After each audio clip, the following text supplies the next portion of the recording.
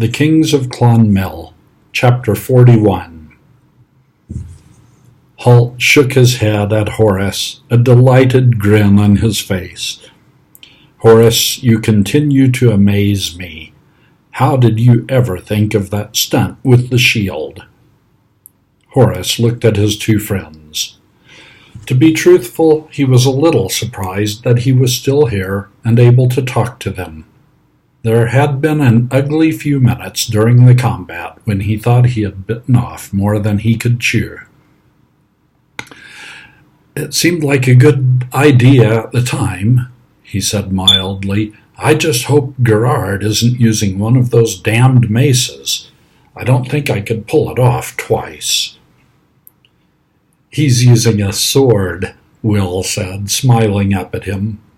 He felt a great sense of relief. Like Horace, as he had watched Killeen battering his friend from pillar to post, he had begun to fear that there was no way he could survive, let alone win. Halt clapped the tall warrior on the shoulder. "Well done, anyway," he said heartily. He was fond of Horace, nearly as fond of him as he was of Will. He had decided that, rules of combat notwithstanding, if Killeen had looked like winning, he was going to shoot him. Horace winced at the impact. "Thanks, Halt, but I'd appreciate it if you didn't hit me just there. I'm a little tender. I've just had a giant walloping me with a large iron ball." "Sorry," said Halt, but the grin was still on his face. He glanced now at the eastern stands to see how Tennyson was reacting to the totally unexpected result. The smile faded as he did so. The priest looked surprisingly unperturbed by the death of his bodyguard, or by the implications of the loss. He was talking calmly to one of his white robes, smiling at the man's reply. Yet he must have been surprised by Horace's sudden reversal of fortune. During the fight, Halt had looked across several times and seen Tennyson flanked by his 3 Genovisons, leaning forward, shouting encouragement, as Killeen had rained blow after blow down on his seemingly helpless opponent. A small frown creased Halt's forehead. There had been 3 Genovisons behind Tennyson. Now he could see only 2. He turned to Will. "Get back to the tent, quickly, and keep an eye on things. We'll be along shortly." Will took one look at his teacher's face, saw the sudden concern there, and needed no further urging. He ran lightly through the milling crowd of people who had invaded the arena, making his way to the imposing white tent at the northern end of the ground. When he was a few meters short, he stopped. The crowd was thick here, as the vendors had recommenced selling their wares, and people were queuing for refreshments before the next bout. But, slipping through the mass of jostling people, he thought he had seen a glimpse of dull purple, heading away from the pavilion. He shoved his way for a few more meters in pursuit, and caught one more brief glimpse before the crowd swallowed the figure. It could have been one of the Genovisons, he thought, and if so, he had been very close to Horace's pavilion. He was torn by the temptation to follow and catch up with whoever it was, but Halt had told him to keep watch at the tent. Reluctantly, he turned back to the pavilion. As he approached the canvas flap that screened the entrance, he surreptitiously slipped the sax knife out of its sheath, holding it low against his leg so that people wouldn't notice it. The leather thongs securing the canvas door seemed to be as he'd left them, but he couldn't be sure. Quietly he untied them, and jerking the screen back, darted quickly inside, the sacks held ready now at waist height. Nothing. The tent was empty. Somewhere he could hear a bluebottle fly, trapped inside and buzzing frantically as it butted against the canvas, seeking to escape. He scanned the interior. Table, water jug, and 2 tumblers, still draped with damp muslin. Chair, lounge, arms rack, empty now, but with the spare shield standing beside it. Nothing else in sight. It was hot inside the tent. The sun had been beating down on it, and the flap had been closed, trapping the hot, stuffy air inside. He turned, meaning to tie back the canvas door flap and let some fresh air in, when he realized that he hadn't checked the screened-off privy. He crossed the tent now and jerked the screen back, sax knife ready to lunge. Empty. He let out a long, pent-up breath and resheathed the sax. Then he busied himself tying back the door flap and opening a ventilation panel at the rear of the tent. A breeze of cooler air swept in, and the interior temperature quickly began to fall. The stuffiness was dispelled as well. Halt and Horace arrived, the former carrying Horace's sword, helmet, and the battered, crumpled shield. He tossed it into a corner. "You won't be needing that again," he said. He looked a question at Will, and the young ranger shook his head. Nothing suspicious to report. Although Halt's remark about the shield reminded him that he should check the straps and fittings on Horace's reserve shield before the next combat. Horace sank back on the lounge, sighing as his bruised muscles came in contact with the cushions, and glanced longingly at the jug on the table. "Pour me a drink, would you, Will?" he said. "I'm parched." His dry mouth and throat were caused by nervous tension and fear as much as exertion, he knew, and Horace wasn't ashamed to admit that he had felt fear while he was fighting Killeen. He leaned back, his eyes closed, and heard the soft tinkle of ice as Will poured. "That sounds good," he said. "Make it a big one." He drank the tumbler in one long draught, then nodded as Will offered the jug for a refill. This time he sipped at the cold water more slowly, enjoying the sensation of the cold liquid sliding down his dry throat. Gradually he began to relax. "How long till I face Gerard?" he asked Halt. "You've got over an hour," the ranger told him. "Why don't you get out of that armor and lie back and relax for a while?" Horace went to rise, groaning softly as he did so. "Good idea, but I should check my sword's edge first," he said. Halt gently stopped him. "Will can do that." Horace smiled gratefully as Will moved to take the sword and check it. Normally, Horace would have insisted on doing that task himself. Will or Halt were the only people he would ever have trusted to do it for him. "Thanks, Will." "Let's get the mail shirt off you," Halt said, and helped pull the long, heavy garment over his head.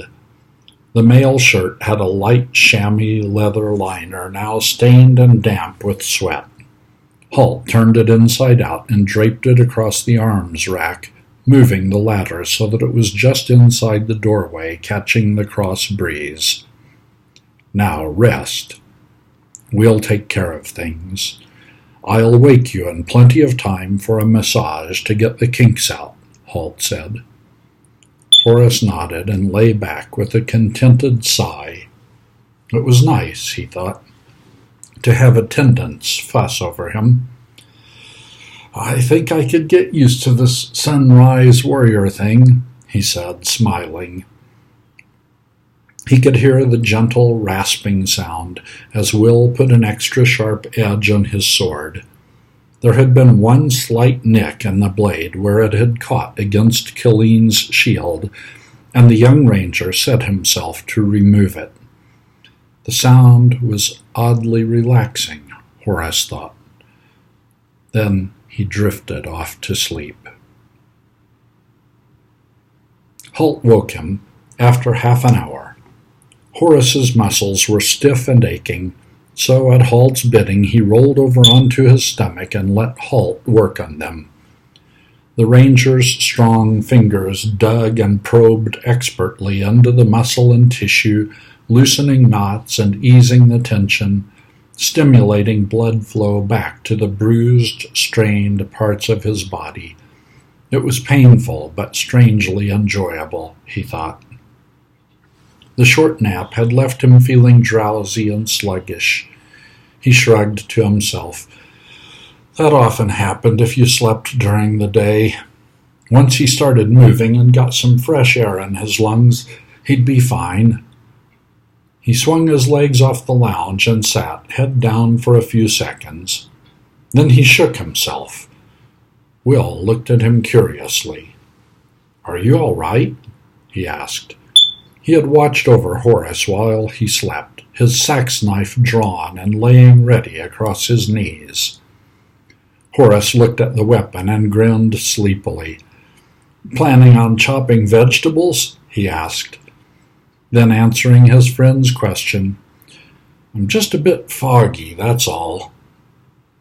Halt looked at him, a small light of concern in his eyes. "Are you sure?" he said.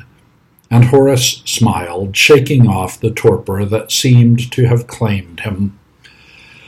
"I'll be fine. Shouldn't sleep during the day, really. Pass me that mail shirt, will you?" The chamois lining had dried in the breeze, and he pulled it on over his head as he sat on the edge of the lounge. Then he stood to let it fall to its full length just above his knees. As he did so, he swayed and had to grasp the back of the lounge to steady himself. Both the rangers watched him with growing concern. He smiled at them. "I'm fine, I tell you, I'll walk it off." He took the clean surcoat that Will offered and pulled it on over the mail shirt. Halt glanced outside. The area around the food and drink stalls was becoming less crowded as the spectators made their way back to their seats. Horace and Gerard would be called to the arena in the next 10 minutes. He decided that Horace was probably right. A bit of fresh air and exercise would see him right. "Let's head up there now. The stewards will have to examine your sword again anyway," he said, coming to a decision. In fact, the entire preamble to the combat would be repeated as Sean made sure that neither party was ready to resile from their positions.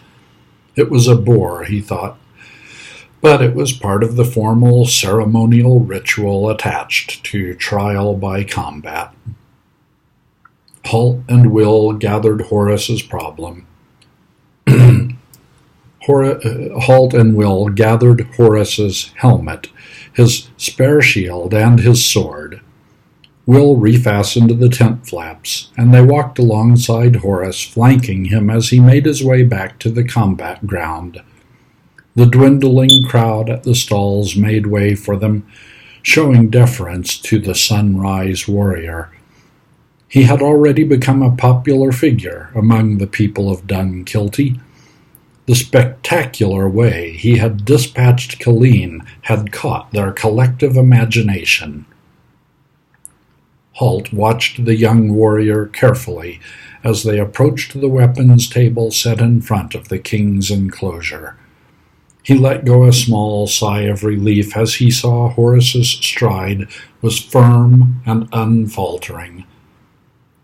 Then his heart missed a beat as the young man leaned down to him and said in a conversational tone and without any outward sign of concern, "Halt, we have a problem. I can't focus my eyes." The three of them stopped.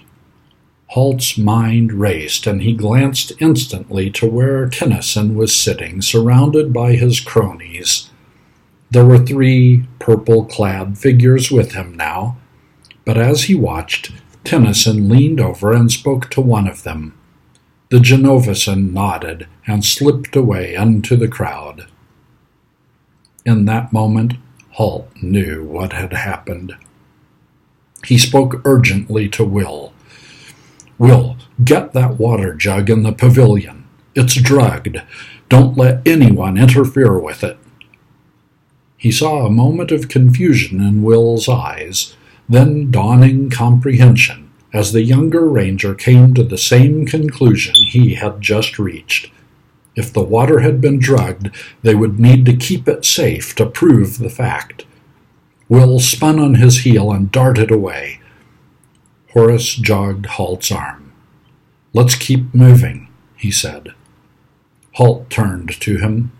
In spite of the urgency in Horace's tone, an observer would have thought they were simply discussing unimportant matters. "We'll call for a postponement," he said. "You can't fight if you can't see." But Horace shook his head. "Tennyson will never accept that. If we withdraw, he'll claim victory, unless we can prove that they've broken the rules." "Of course they've broken the rules. They've drugged you." "Can we prove it? Even if we prove the water is drugged, can we prove they did it?" "I'll have to keep going for now, Halt." "Horace, you can't fight if you can't see," Halt repeated. His voice was strained now, showing the depth of concern he felt for his young friend.